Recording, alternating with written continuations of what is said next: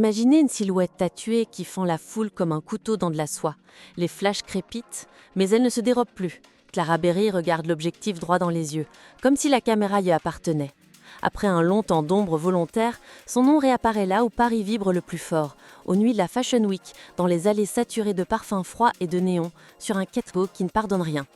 En février 2024, on la surprend à l'Off-White de Paris, visage net, allure sûre, comme un signal discret qu'elle reprend place dans le récit de la mode.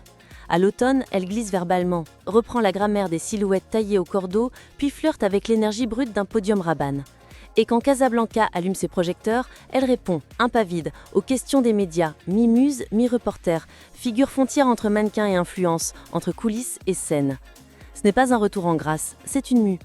Clara ne revient pas pour répéter ce qu'elle a déjà fait, elle revient pour imposer en ton une vitesse, une manière d'être regardée. Derrière l'esthétique millimétrée, il y a une tension plus sourde. Que raconte-t-on quand on reprend sa place à la lumière ? D'où vient ce calme neuf, presque insolent, qui fait taire la rumeur et aimante les invitations ? L'histoire commence là, sur un fil tendu entre disparition et renaissance. Clara Berry naît en 1993 à Agen, une petite ville du sud-ouest de la France, loin des capitales frénétiques où la mode dicte ses lois. Ses premières années se déroulent dans un décor que l'on imagine simple.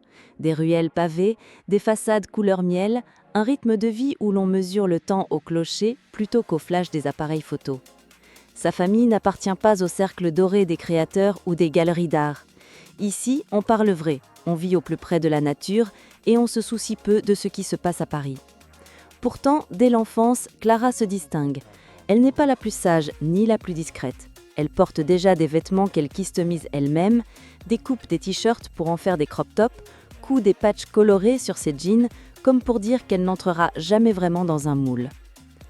À l'école, elle n'est pas cet élève modèle que l'on cite en exemple, mais plutôt l'adolescente qui attire l'œil par son audace.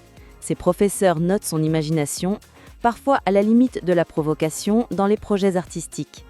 Si Agen lui offre une enfance protégée, elle y ressent aussi très tôt un sentiment de décalage, l'impression que quelque chose, ailleurs, l'attend. Les réseaux sociaux commencent à peine à transformer la façon dont les jeunes perçoivent le monde, et Clara, encore mineure, s'y aventure déjà, fascinée par la possibilité de créer sa propre image et de la diffuser au-delà des frontières de sa ville natale. Ses parents, attachés à une certaine stabilité, la regardent avec une curiosité mêlée d'inquiétude. Ils savent que leur fille n'a pas peur du regard des autres, qu'elle s'amuse à brouiller les codes. Mais ils ignorent encore que cette liberté d'expression, parfois dérangeante pour son entourage, deviendra un atout puissant dans sa future carrière. L'adolescence est marquée par des étés à explorer la côte atlantique, à flirter avec les cultures urbaines, à se nourrir d'images glanées dans les magazines, les clips musicaux et les blogs émergents. Clara n'aspire pas à devenir mannequin, du moins pas encore, mais elle développe, presque instinctivement, un rapport à l'esthétique, à la lumière et à la posture. Le tatouage entre dans sa vie tôt, bien avant que l'industrie de la mode ne l'accepte comme élément chic. Les premiers dessins sur sa peau, elle les porte comme des fragments d'histoire personnelle, non comme un geste calculé. Dans un environnement où peu de jeunes femmes osent marquer leur corps de manière permanente, Clara affirme ainsi sa singularité. Cette originalité, qui la rend parfois cible de jugements hâtifs, devient son armure silencieuse. Elle apprend à rester droite quand les regards se font insistants, à sourire avec un mélange d'ironie et de défi. En arrière-plan, il y a aussi cette énergie latente, une curiosité insatiable, un instinct pour l'image, une capacité à se réinventer. Ce sont là les fondations invisibles de ce qui, quelques années plus tard, fera d'elle non seulement une mannequin, mais aussi une figure que les réseaux sociaux suivront comme une série addictive. À Agen, elle n'est encore que la fille différente, mais dans cette différence se cache déjà la promesse d'un style et d'une voix qui un jour capteront l'attention, bien au-delà des frontières de sa ville natale. La bascule se produit presque par accident. Et pourtant rien, dans la suite de l'histoire de Clara Berry, ne semblera plus jamais laissé au hasard. À 20 ans à peine, elle vit à Paris depuis quelques mois, portée par ce besoin impérieux de sortir d'Agen, de se frotter au rythme rapide d'une ville qui ne dort jamais. Elle fréquente alors un cercle d'amis où se mêlent étudiants en art graphique, musiciens en quête de concerts et photographes en herbe. C'est l'un d'eux, fasciné par son look singulier, ses cheveux ébouriffés, ses tatouages visibles et sa manière de s'habiller comme si chaque journée était un éditorial, qui lui propose un premier shooting. Ce n'est pas un projet commercial. Il veut simplement capturer cette présence brute qu'elle dégage, cette façon qu'elle a de fixer l'objectif sans chercher à séduire, mais en imposant une vérité. Le résultat, publié sur un petit blog de mode indépendant, attire plus d'attention que prévu. Des commentaires affluent, certains enthousiastes, d'autres critiques, mais tous d'accord sur un point. On ne peut pas détourner le regard. Clara découvre, presque incrédule, que l'image qu'elle renvoie provoque des réactions fortes. Une amie, stagiaire dans une agence de mannequins, lui souffle qu'avec son profil, elle pourrait intéresser certaines divisions alternatives qui cherchent à s'éloigner des standards. L'idée l'amuse plus qu'elle ne la séduit. Dans son esprit, le mannequinat reste un univers aseptisé, peuplé de visages lisses et de silhouettes interchangeables. Pourtant, poussée par la curiosité, elle accepte un rendez-vous avec un booker. Ce jour-là, elle arrive en jean large, t-shirt vintage et baskets usées. Dans une salle blanche ornée de portraits glamour, elle sent immédiatement le contraste entre son image et celle que l'industrie semble attendre. Le booker la détaille, l'air intrigué. « Vous savez, votre style, vos tatouages, ça ne plaît pas à tout le monde », lâche-t-il, avant de sourire. Mais justement, c'est ce qui pourrait plaire à certains. Ce n'est pas un oui immédiat, mais une porte entr'ouverte. Les premiers pas sont chaotiques. Clara enchaîne les tests photos, parfois pour des projets non rémunérés, parfois pour de jeunes marques en quête de visibilité. Elle apprend vite à poser, non pas en imitant les autres, mais en cherchant ce qui fonctionne pour elle, des angles qui révèlent son énergie, une gestuelle un peu rebelle, un regard qui ne s'excuse pas. Ce naturel travaillé lui vaut ses premiers contacts sérieux. Elle décroche un shooting pour une marque streetwear parisienne qui mise sur la diversité et la personnalité forte de ses mannequins. À ce moment-là, la réaction de sa famille est partagée. Sa mère craint que ce milieu l'expose à une superficialité qu'elle a toujours rejetée. Son père reste sceptique, persuadé que ce n'est pas un vrai métier. Mais Clara, déterminée, voit dans chaque nouvelle expérience un apprentissage. Elle accepte même de défiler pour une école de mode dans un gymnase transformé en podium éphémère devant un public restreint mais réactif. Cette sensation de marcher au rythme des flashs, de sentir le tissu glisser sur sa peau et de percevoir l'attention collective converger vers elle, agit comme une révélation. Les réseaux sociaux deviennent rapidement un atout stratégique. Sur Instagram, elle publie des extraits de shooting, mais aussi des moments bruts de sa vie quotidienne, balades dans Paris, tenues improvisées, autoportraits capturés dans des miroirs tachés de lumière. Cette authenticité attire un public qui dépasse largement le cercle parisien. Des directeurs artistiques la contactent directement, séduits par cette esthétique hybride, à mi-chemin entre l'influenceuse lifestyle et la mannequin éditoriale. Puis vient le premier vrai casting pour un créateur émergent qui présentera sa collection à la Fashion Week de Paris. Dans la salle d'attente, entourée de jeunes femmes aux silhouettes parfaites et aux démarches étudiées, Clara ressent un mélange d'excitation et de défi. Quand vient son tour, elle traverse la pièce avec ce pas franc, presque décontracté, qui deviendra sa signature. Le créateur, amusé, lui demande si elle sait vraiment défiler. Clara répond par un sourire en coin. « Montrez-moi la musique, je vous montre la marche. » Elle obtient le job. Ce défilé modeste, photographié par quelques médias spécialisés, agit comme un tremplin. D'autres propositions suivent, certaines improbables, comme ce shooting pour une marque japonaise repérée grâce à son compte Instagram. Elle commence à voyager, à accumuler des expériences qui enrichissent sa vision du métier. Peu à peu, elle comprend que son entrée dans la mode ne ressemble pas à un coup de chance, mais à une succession de micro-décisions où elle a su chaque fois rester fidèle à son image. Ce cheminement, loin des contes de fées instantanés que l'on prête parfois aux mannequins, forge un caractère. Clara sait que l'industrie peut adorer aujourd'hui et oublier demain, mais elle sait aussi que tant qu'elle garde le contrôle de son image, elle détient une forme de pouvoir rare. Ce pouvoir, elle ne le laissera plus lui échapper. Lorsque Clara Berry atteint enfin les podiums des maisons qui font battre le cœur de la mode, ce n'est pas un hasard. C'est le résultat d'une montée méthodique, parfois chaotique, mais toujours stratégique. L'année charnière est celle où Copernic l'invite à ouvrir un de ses défilés. Dans l'effervescence d'un backstage saturé de musique électronique et d'odeurs de lac, Clara enfile une robe sculpturale aux lignes futuristes. Le styliste ajuste un dernier pli, les lumières se tamisent et elle se tient en tête de file. La musique explose. Elle avance, pas calculée mais fluide, épaule droite, regard perçant. Les photographes captent chaque geste. Les critiques noteront la présence hypnotique de ce visage tatoué qui détonne dans un casting encore largement formaté. Jacques Mus la repère peu après. Le décor, un champ de blé balayé par le vent dans le sud de la France. Le contraste entre cette nature brute et la silhouette raffinée qu'elle incarne crée une image qui fera le tour des réseaux sociaux. Sur ce podium en plein air, Clara n'a pas besoin de forcer la séduction. Elle marche comme on traverse un rêve éveillé, laissant flotter derrière elle une impression de liberté. Les invités, acheteurs, rédacteurs, influenceurs, échangent des regards. Elle est en train de s'installer dans la conversation des visages qui comptent. Givenchy la sollicite pour incarner une collection où l'androgénie se mêle à l'élégance classique. Dans un immense hangar reconverti, les silhouettes sombres défilent au son de basses profondes. Clara, dans un tailleur oversize aux découpes précises, impose un rythme légèrement plus lent que les autres, obligeant l'œil à s'attarder. La presse y voit une maîtrise rare, un refus de se plier à une cadence qui ne lui appartient pas. Elle devient, aux yeux de certains directeurs artistiques, l'incarnation d'un luxe moins figé, plus narratif. Ces shows de 2024-2025 ne sont pas seulement des contrats. Ils marquent une réintégration consciente dans un système qu'elle avait, un temps, laissé filer. Clara sait que la mode aime les histoires de retour. Mais au lieu de jouer la carte de la nostalgie, elle construit une version de soi actualisée, plus affirmée, plus sélective dans ses collaborations. Elle refuse certains défilés où on veut gommer ses tatouages ou lisser son style, consciente que son authenticité est sa valeur ajoutée. En parallèle, les campagnes photographiques s'accumulent. Elle pose pour des séries éditoriales où les photographes la laissent improviser, captant ses gestes inattendus, ses éclats de rire hors cadre, ou ce moment où elle allume une cigarette alors que l'équipe pense la séance terminée. Ce sont ces accidents calculés qui alimentent sa réputation d'anti-mannequin formaté tout en respectant les exigences du luxe. Sur Instagram, chaque apparition sur un podium est suivie d'images backstage, souvent prises par elle-même ou ses amis. Les abonnés ont l'impression de suivre l'envers du décor en direct. Les essayages improvisés, les retouches de maquillage à la hâte, les repas pris sur le pouls avant d'entrer en scène. Cette proximité alimente son aura tout en consolidant une fanbase fidèle, bien au-delà des cercles de la mode. Dans les coulisses, les conversations avec d'autres mannequins confirment qu'elle occupe un espace singulier.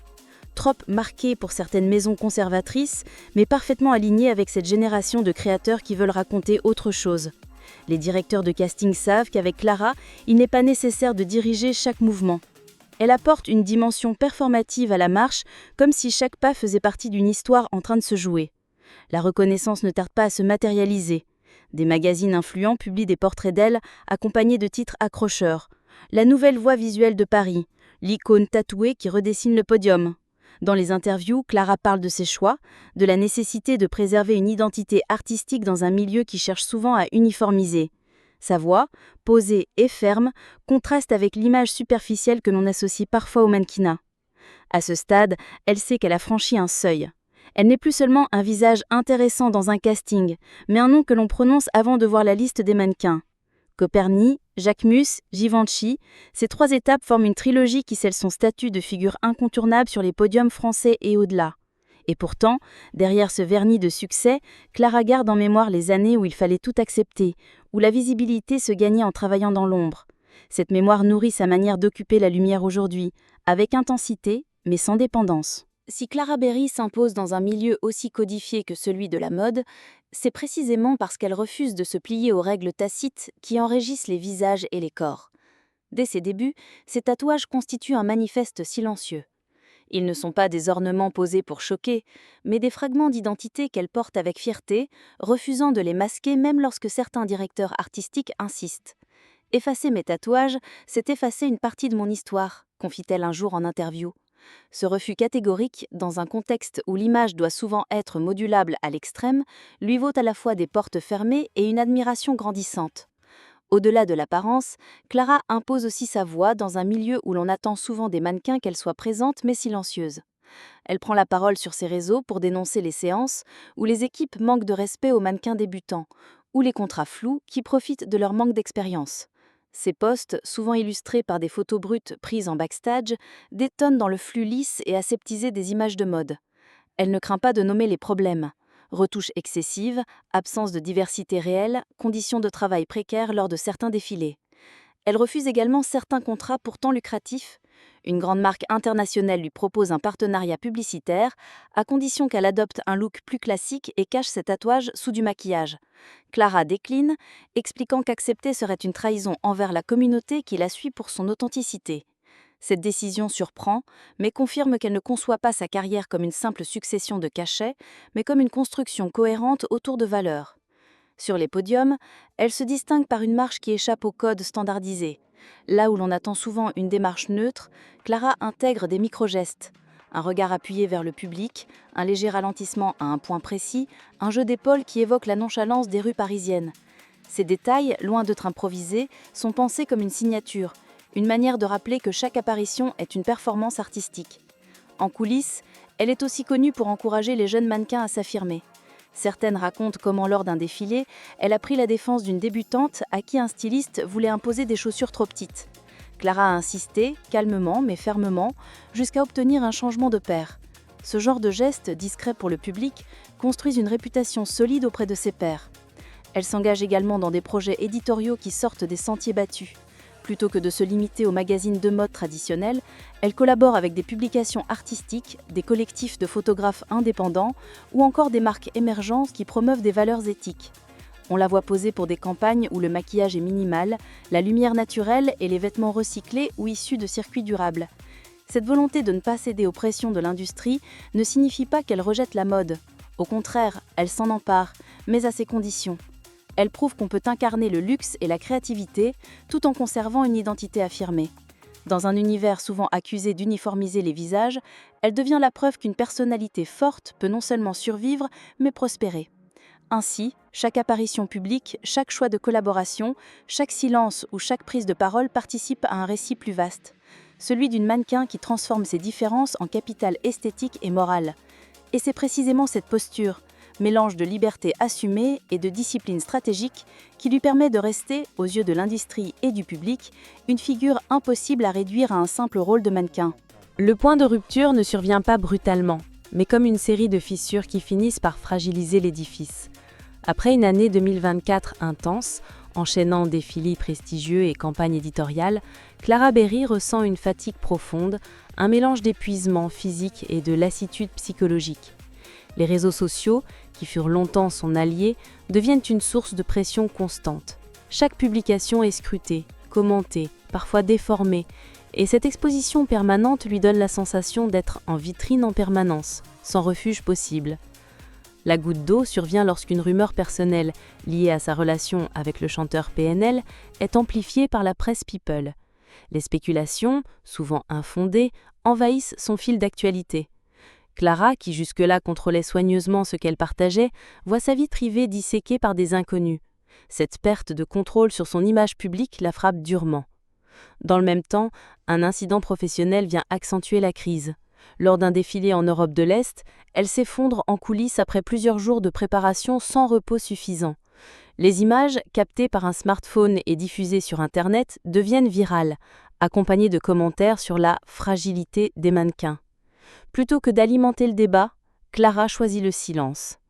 Ce retrait n'est pas un simple break, elle annule plusieurs contrats, se désengage de collaborations prévues avec de grandes maisons et disparaît progressivement des podiums. Ces apparitions se font rares, limitées à des événements privés ou à des projets artistiques confidentiels. Sur Instagram, les publications se raréfient, remplacées par quelques images floues, parfois des paysages, parfois des citations, comme pour brouiller volontairement les pistes. La presse spécialisée s'interroge. Est-ce la fin de sa carrière ou une stratégie de repositionnement ? Ses proches parlent plutôt d'un besoin vital de se retrouver, loin des attentes incessantes de l'industrie. Dans une rare interview, Clara confie que « rester dans la lumière à tout prix, c'est accepter de s'y brûler ». Cette phrase reprise par de nombreux médias devient presque un manifeste involontaire contre le culte de la visibilité permanente. Ainsi, ce qui ressemble à une disparition n'est pas un effacement complet, mais une suspension volontaire. Clara se retire pour reprendre le contrôle, quitte à laisser la mode continuer sans elle pendant un temps. Et dans cette absence, paradoxalement, son nom continue de circuler, preuve que certaines présences marquent plus encore lorsqu'elles se taisent. Le silence de Clara Berry, loin de la faire disparaître, a fini par renforcer son empreinte. Dans l'univers saturé de visages éphémères, elle demeure l'exemple rare d'une mannequin qui a su quitter la scène sans perdre son pouvoir d'évocation. Les jeunes générations citent encore ses défilés pour Coperni, Jacquemus et Givenchy comme des moments où l'audace personnelle a dialogué avec le luxe le plus exigeant. Ces tatouages, autrefois considérés comme un frein, sont devenus un symbole d'intégrité dans un milieu prompt à gommer toute aspérité. Elle a laissé derrière elle bien plus que des images, une façon d'occuper l'espace avec intention, de marcher comme on raconte une histoire, de négocier sans jamais sacrifier son identité. Les collectifs de jeunes créateurs la voient comme une muse qui a ouvert la voie à des esthétiques plus inclusives, moins standardisées. Même son retrait, perçu par certains comme une fuite, est interprété par d'autres comme un acte politique, celui de refuser l'épuisement au nom de la performance. Aujourd'hui, son héritage n'est pas seulement visuel. Il se lit dans les contrats plus respectueux exigés par les mannequins, dans les castings plus ouverts aux corps marqués par la vie et dans la conviction que l'authenticité est une valeur marchande à part entière. Peut-être que Clara n'a jamais vraiment quitté la mode. Peut-être a-t-elle simplement choisi une autre scène, celle où l'on ne défile pas, mais où l'on inspire.